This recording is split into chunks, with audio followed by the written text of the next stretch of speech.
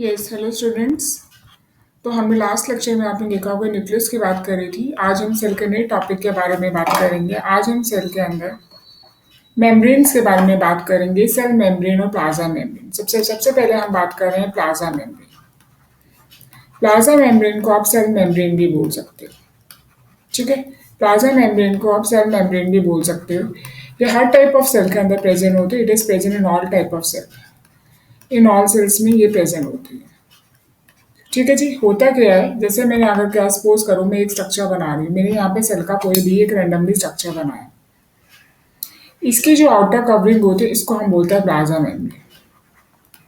Clear हो गया? जो आउटर कवरिंग होती है सेल की उसको हम बोलते हैं प्लाज्मा मेम्ब्रेन। इसको आप बोल सकते हो आउटर कवरिंग ऑफ सेल।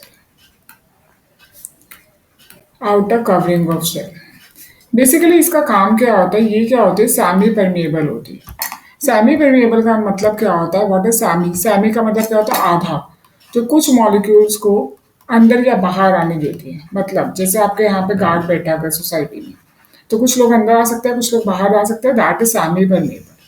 कि सिर्फ सिलेक्टिव मॉलिक्यूल्स होते हैं वो अंदर या बाहर आ सकते हैं, उसको हम बोलते हैं सेमी परमेएबल। तो प्लाज्मा मेम्ब्रेन सिलेक्टिव परमेएबल होती है कि मतलब कि कुछ मॉलिक्यूल्स अंदर और बाहर आ सकते हैं। और यही इसका फंक्शन है कि सेमी परमेएबल है, ये कंट्रोल करती है मूवमेंट ऑफ द मॉलिक्यूल्स, ठीक है जी। एक और इसकी बहुत अच्छी फीचर होती है, ये क्या होती है जी, आपके पास फ्लेक्सिबल होती है। आपके पास ये जो प्लाज्मा मेम्ब्रेन होती है दैट इज फ्लेक्सिबल। फ्लेक्सिबल का मतलब होता है किसी भी शेप में ही आ सकते हैं, दैट इज अ फ्लेक्सिबल। और एक और चीज, ये किसकी बनी होती है जी, it is made up of, ये आपको पता होना चाहिए, it is made up of lipids and the proteins. तो ये आपकी होती है जी प्लाज्मा मेम्ब्रेन। तो आपको पता चल गया प्लाज्मा मेम्ब्रेन हम किसे बोलते हैं, सेल मेम्ब्रेन हो गई, outer covering of a cell हो गई, फ्लेक्सिबल होती है, लिपिड्स और प्रोटीन्स की बनी होती है, सेमी परमेएबल है, मतलब कुछ सिलेक्टिव मॉलिक्यूल्स ही अंदर और बाहर जा सकते हैं। अब आता है आपके पास होती है सेल वॉल। सेल वॉल क्या होती है जी, अगर आपने पढ़ा हो तो ये सिर्फ जो सेल वॉल होती है सबके अंदर प्रेजेंट होती है एक्सेप्ट एनिमल सेल्स के। जैसे हम लोग हैं, हमारे अंदर नहीं होती। In animal cells, no animal cells, मतलब ये इसके अंदर एब्सेंट होती है। ये चीज प्लीज ध्यान रखना। इसमें क्या होता है, जैसे अगर आपने ये बनाई, अब आपको पता चल गया ना बाहर वाली मेम्ब्रेन को क्या बोलते हैं, हम प्लाज्मा मेम्ब्रेन बोलते हैं। इसके भी बाहर एक और मेम्ब्रेन होती है, उसको हम बोलते हैं सेल वॉल। क्लियर हुआ? जो आपके पास इससे भी बाहर एक जो मेम्ब्रेन होगी प्लाज्मा मेम्ब्रेन की भी बाहर, this is called as a cell wall. वहां पे क्या थी, सेल मेम्ब्रेन फ्लेक्सिबल थी, सेल वॉल यहाँ पे क्या है, रिजिड है। ये क्या प्रोवाइड करती है जी, स्ट्रक्चरल फ्रेमवर्क, मतलब स्ट्रक्चर और सपोर्ट प्रोवाइड करती है, ठीक है। बात समझ आ गई, स्ट्रक्चर और सपोर्ट प्रोवाइड करती है। हमने अभी पीछे पढ़ा था जो सेल मेम्ब्रेन थी, प्लाज्मा मेम्ब्रेन थी, सेमी परमेएबल थी, फुली परमेएबल है। ये सारे मॉलिक्यूल्स को अलाउ करती है कि तुम अंदर भी जा सको और पास भी जा सको। मतलब किसी को नहीं कहती कि तुम मत जाओ, ये कहती चलो चलो जी सारे अंदर चलो, यहाँ पे सारे अंदर चलो। और ये वाला क्या कहता है, प्लाज्मा में कुछ को अंदर जाने देती है। ये किसकी बनी होती है, ये सबसे इंपॉर्टेंट है। अब देखिए, अगर ये प्लांट्स के अंदर प्रेजेंट होगी तो ये किसकी बनी होगी, it is made up of a, किसकी बनी होगी, सेल्यूलोज, ठीक है। अगर ये आपके पास काइटिन, काइटिन भी एक सब्सटेंस है, मतलब फंजाई के अंदर किसके अंदर बनी होती है, काइटिन के अंदर। क्लियर हो गई ये चीजें? मतलब कि आपको 1 मार्क्स में क्वेश्चन आते हैं कि किस किस की बनी होती है। बैक्टीरिया के अंदर किसकी बनी होती है, पेप्टिडोग्लाइकन। बैक्टीरिया के अंदर किसकी बनी होगी, it is made up of peptidoglycan. तो इस टाइप से आपके पास ये सेल मेम्ब्रेन और प्लाज्मा मेम्ब्रेन के बारे में बताया।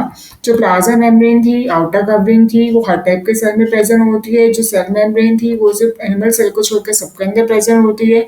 प्लाज्मा मेम्ब्रेन लिपिड्स और प्रोटीन्स की, और जो ये होती है ये डिफरेंट डिफरेंट। तो मैं आपको एक क्वेश्चन दे रही हूँ, सिंपल से आप बताइए, ये आप मुझे कमेंट में इसका आंसर देके बताइए कि cell wall is absent in dash. तो आप मुझे इसका आंसर कमेंट बॉक्स पे लिख के देंगे। अगर आपको मेरी वीडियो अच्छी लगी तो प्लीज़ मुझे लाइक एंड सपोर्ट कीजिए। Thank you. हेलो स्टूडेंट्स, तो आपने देखा होगा, आपने भी प्रीवियस वीडियोस में हमने न्यूक्लियस की बात की थी, प्लाज्मा मेम्ब्रेन की। आज हम बात करेंगे एंडोप्लाज्मिक रेटिकुलम।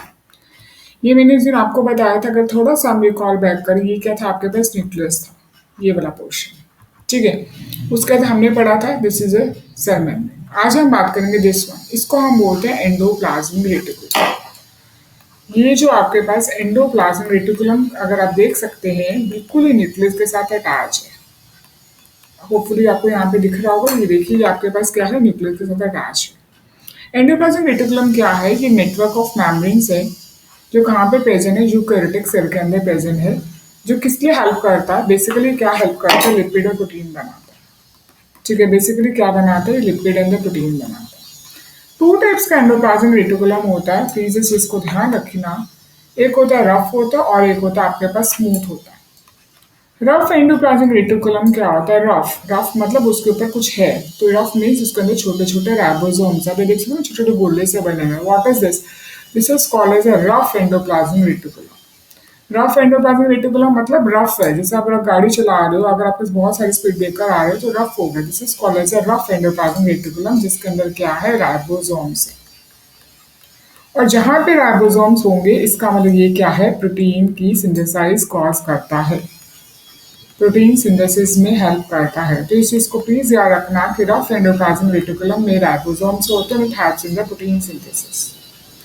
दूसरा होता है स्मूथ एंडोप्लाज्मिक रेटिकुलम, यहाँ पे आपको दिख रहा है नहीं स्मूथ, स्मूथ यहाँ पे देखो इसके ऊपर छोटे छोटे डॉट्स नहीं है, तो दिस इज अ स्मूथ, मतलब स्मूथ एंडोप्लाज्मिक रेटिकुलम को आप एससीआर भी बोल सकते हो, इसी को बोल रहे हो। ये क्या होता है जी, आपके पास विदाउट राइबोसोम्स होता है। आप देख सकते हो अभी मैंने फिगर में भी दिखाया है कि इसके अंदर राइबोसोम्स नहीं है। अगर आपके पास आप रोड पे कहीं जा रहे हो, अगर आप रोड पे कहीं जा रहे हो वहां पे अगर बिल्कुल कुछ नहीं है, कोई स्पेस स्मूथ हो गया ना, this is called smooth endoplasmic reticulum. इसका मेन काम क्या होता है, वो प्रोटीन्स बनाता है, ये लिपिड्स बनाता है। तो ये क्या करता है, आपके पास लिपिड सिंथेसाइज करता है। और दूसरी बात ये मेन क्या करता है, डिटॉक्सिफाई, जितने भी आप हार्मफुल ड्रग्स वगैरह लेते हो उसको डिटॉक्सिफाई करता है। ठीक है, और एक और बहुत चीजें इंपॉर्टेंट करता है, ये स्टोर करता है कैल्शियम आयंस को भी, इट स्टोर्स कैल्शियम आयंस, ये भी बहुत इंपॉर्टेंट है, कैल्शियम आयंस को भी स्टोर करता है। तो ये बहुत इंपॉर्टेंट है कि एंडोप्लाज्मिक रेटिकुलम आपके पास ये हो गया, अगर छोटी छोटी डोट्स होगी तो रफ हो गए, इसका राइबोसोम्स है, प्रोटीन सिंथेसिस में हेल्प करता है। अगर डोट नहीं है तो आप ये देख सकते हो ये वाला structure, it is a smooth, जो लिपिड्स में हेल्प करेगा, डिटॉक्सिफिकेशन में हेल्प करेगा, स्टोर्स है कैल्शियम आयंस। तो ये आज हमने किसके बारे में बात करी, ये हमने बात करी ईआर। ईआर का मतलब क्या होता है, एंडोप्लाज्मिक रेटिकुलम। तो प्लीज इसके गोन थ्रू हो जाएंगे, this will help you in exams. Thank you.